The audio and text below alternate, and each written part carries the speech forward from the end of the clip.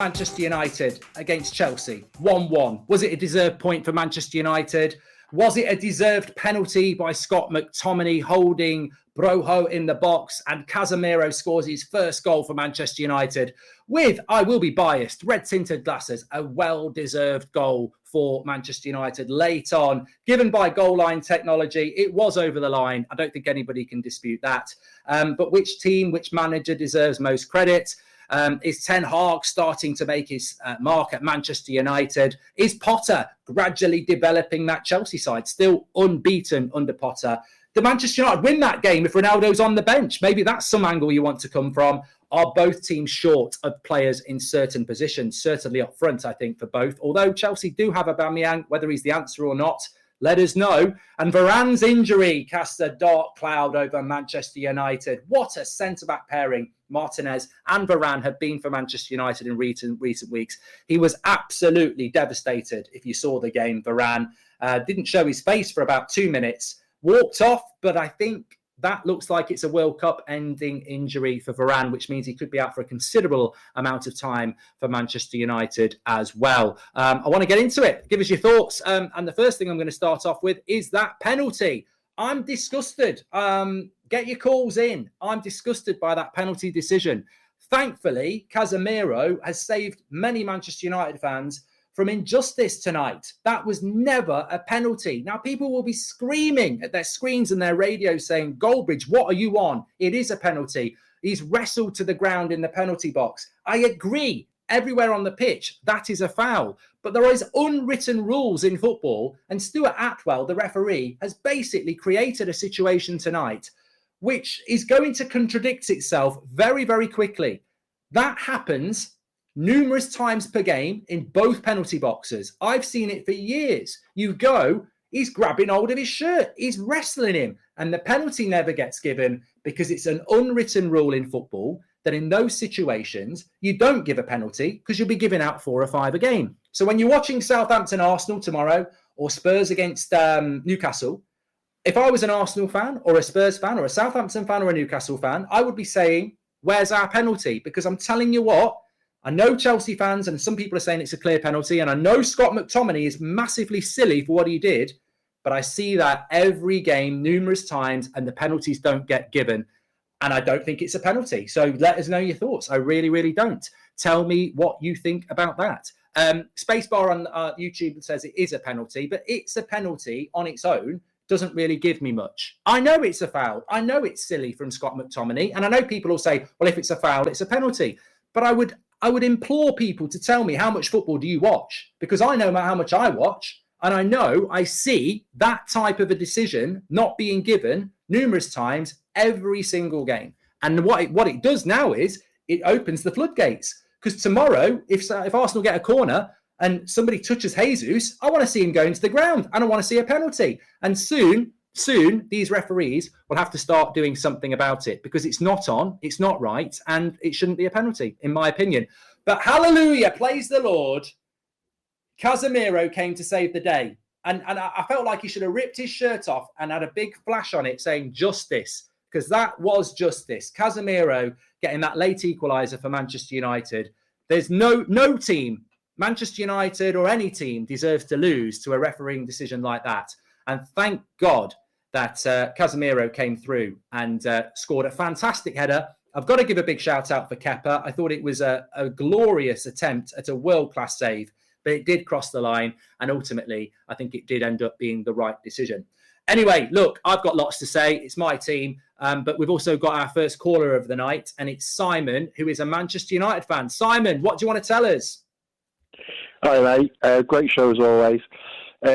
Yeah, I completely agree with you. Casemiro, what a legend. Getting up there, leaping like a gazelle. Fantastic effort from Kepa. But and I love the war cry at the end. Just shows what it means, what the club means to him. So, yeah, fantastic end to the game, which was actually quite a dull game. But, yeah, I thought we did what we need to do at the end. What did you think, Simon? I mean, just to talk about the game in general, I think both managers were fantastic. Graham Potter, 35 minutes, makes an early sub because he can see the danger. And then in the start of the second half, Ten Hag obviously sees no improvement in Sancho and he takes him off. But for me, both teams struggled with cutting edge in the final third. We know that Ronaldo wasn't on the bench today. Is there, people are going to ask it. I know what I think. I'm not going to preload it. Was there part of you thinking you wished Ronaldo had been there today, or do you think it was 100% right that he wasn't? Well, I think when you watch the game, I think, and when you look at the stats as well, we're scoring more goals without Ronaldo. So we can all say, if you had the chance that Rashford had, he would have taken it. But would he have been in that position? Would he have done the work that Rashford did off the ball? So, of course we need that finish. And I think that's the first thing that Ten Hag will need to address. If not in January, definitely in the summer.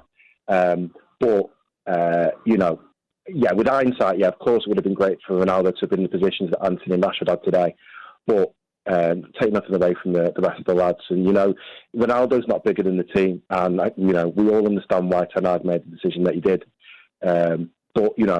My fear is that Ronaldo's taking his legend status at United. And I think it'd just be best for everyone if he just departs. Thanks, Simon. Thanks for calling in. Thanks for being our first caller. Remember, if you want to be best of the best with Coral, get your calls in. Lots to talk about today. You might be a Liverpool fan. You might be hiding if you're a Liverpool fan, actually. You might be a Forest fan. You might be an Everton fan. You've had a good day. 03717 22 3344. Get your calls in. Have your say. We're also live on YouTube as well. Simon there, quite right. I love Cristiano Ronaldo. I was a little bit disappointed with some of the comments of Rio Ferdinand and Roy Keane today. Almost felt like they felt he should have been involved today. Almost felt like they felt like, he should be treated differently. I love Ronaldo. For me, he will not damage his reputation. Roy Keane left United in a bad way. He's still a legend of the club. Ronaldo will remember for the right things, but manager has to be allowed to manage. When a player walks off and storms down the tunnel and gets in his car and goes home, said player should be banned from the next game. Yes, we needed Ronaldo today. I felt Rashford was blunt again. Sancho was poor. But that makes it even better from Manchester United. For 45 minutes, we went to Stamford Bridge and we penned them in their own half. I thought, first half was great from United. Potter, not great, but brilliant manager he is and tactician, made Chelsea stronger in the second half. And, I think a point was probably the right result, which is why I'm over the moon with that Casemiro header. Jamie is the next caller. He's also a Manchester United fan. What do you want to say, Jamie? Hi, Marky Mark.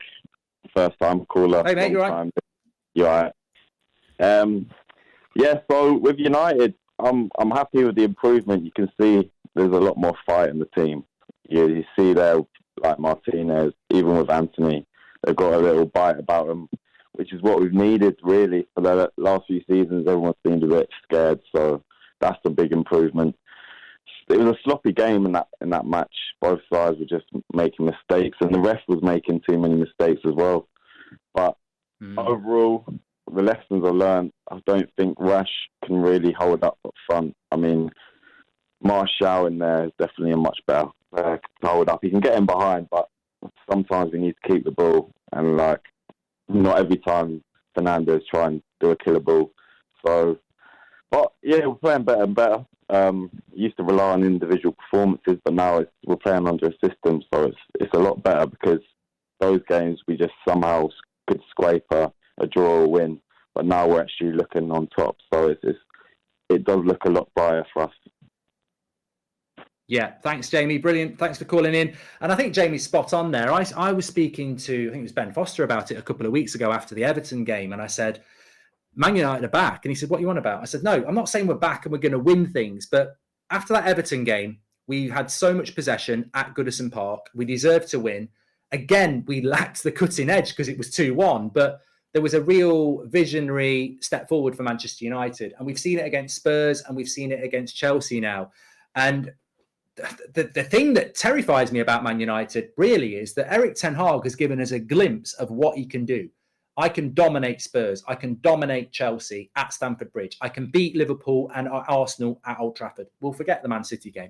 There's always going to be bumps in the road. But I think the problem Man United have now is that no Ronaldo, no Martial, Rashford's not a striker. Dalot's playing 4 90-minute games in 9 days because we've got no other right back. Varane gets injured and the team goes, oh no, we're not as strong now. There's a lack of depth in key areas for Manchester United. And I'd go as far as to say Casemiro gets a red card and misses 3 games. You're back to using McTominay and Fred. there's a glimpse of what Man United can be. And I think Man United can compete with anybody in that league, bar Man City. That's a massive step forward for Manchester United. But the depth issues are really, really important. We lack a cutting edge. We lack a backup right back. We lack a centre-back that can do the job that Varane and Martinez can do. And also, you take Casemiro out that team, and we lack a CDM as well. So the next step for me is Ten Hag going to be given more money to improve Manchester United? And I think that's going to be the next big thing. I've got another Man United fan. I don't know where the Chelsea fans are. They're probably crying that they didn't get away with their penalty, which was dubious. They thought they were going to be celebrating a lucky win. The Man United fans are calling in. Sheriff is next. How are you doing, Sheriff? Hello, Mr. Goldbridge. I love your... Hi, mate. You all right? Yeah, very good, man. I watch you every day. You're absolutely world class, mate. Absolutely brilliant. I just want to say, I know you're not going to like this, but I do believe Ronaldo should have been on that bench. He potentially would have got us the winning goal. He is a special player. What he's achieved, it's like everybody's forgotten about it. You know, Roy Keane has stormed off the pitch in anger before, I believe, after games with Fergie. But he's so valuable to the team. What would you rather do? Lose the game just to show Ten Hag is the boss? He's a different kettle of fish, Ronaldo, I believe. You know, he could have won us the game if he was subbed on. Don't you think so? I mean, I think it's a great point. Can I just cut in there, Sheriff? I think you make a good point. Ronaldo on that bench today or starting the game probably wins us the game. But for me, you win the battle and you don't win the war there. I know I love Ronaldo and I find it so difficult the last sort of couple of days to just basically say he's 100% wrong. Because he was wrong. He refused to come on. He walked down the tunnel in front of the whole world and then he got in his car and he drove home. And as a manager, you've almost got to bite your nose off to spite your face. Ten Hag said in his press conference yesterday, we'll miss Ronaldo tomorrow. We did. But to be a leader and be the manager, he's warned him twice. He did it against Vallecano. He's got to suspend him. And it did harm us today. But that's why I back Ten Hag, because to be the manager, you've got to make a big decision like that harms you. And hopefully Ronaldo's back playing next week and it doesn't happen again. Yes, you're right there, Mark. What did you think about the penalty? Just very, very quickly, and then I'll let you go. McTominay, silly. Is that a penalty in the modern game or not? I don't think it's a penalty, mate. You know, I really don't. Probably in the modern game, it is a penalty, you're right. But, I don't think it was a penalty, to be honest with you. Just to say Casemiro, what a revelation he is. What an absolute purchase. Absolutely, we needed him 100%. He's making a big difference for United, Mark. So he absolutely is. He is, yes. Is your name Sheriff, is it? Sharif. All right, because I saw Sharif next, and I was like, we are playing Sheriff next, aren't we, on Thursday? So thanks for calling in, Sharif. Thank you, and it's Sheriff next for Manchester United. Thank you, sir. Thanks, Cheers. pal. We're going to take Abdul next. He's a Chelsea fan. He's the first Chelsea fan. He's in South Africa. Chelsea fan, Abdul, tell us what your thoughts are. Hi, Mark. How are you? I'm good, thanks. I'm really happy that we got some justice at the end. What were your thoughts in the game? No, man, I thought the game was a little bit tricky. I thought Porter definitely he got the tactic wrong there. He absolutely messed up there. I think he went a little bit too defensive minded. Yes, I understand that you play five at the back, but you can't play Aspie as a wing back because he doesn't have the pace. And what he did there was absolutely ridiculous.